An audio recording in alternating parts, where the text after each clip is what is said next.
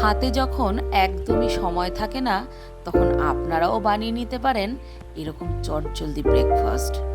প্রথমেই কড়াইতে কিছুটা সর্ষের তেল আমি গরম করে নিয়েছি। তেল গরম হয়ে এলে ফোড়নে দিয়ে দিলাম 5 ফোড়ন, আর দিয়ে দিলাম চেরা কাঁচা লঙ্কা, দিয়ে দিলাম কুচনো পেঁয়াজ।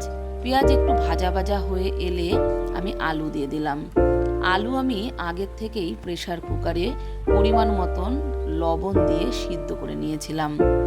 আলু দিয়ে একটু দিয়ে দিলাম সামান্য হলুদ গুঁড়ো, একটু ভালো করে নেড়ে চেড়ে নিলাম।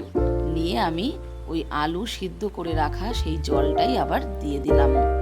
আমি লবণ দেব না, কারণ আমি স্বাদ মতন লবণ সিদ্ধ করার সময় দিয়ে দিয়েছি। এখন দিয়ে দিলাম একটু সামান্য চিনি, কারণ এরকম আলুর তরকারি একটু মিষ্টি মিষ্টি না হলে ঠিক ভালো লাগে না।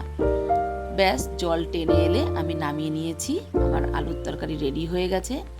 এদিকে আলু সিদ্ধ করার সময় আমি ময়দা মেখে রেখেছিলাম। একটা একটা করে লুচি আমি ভেজে নিচ্ছি। রেডি হয়ে গেল আমাদের আজকের ব্রেকফাস্ট।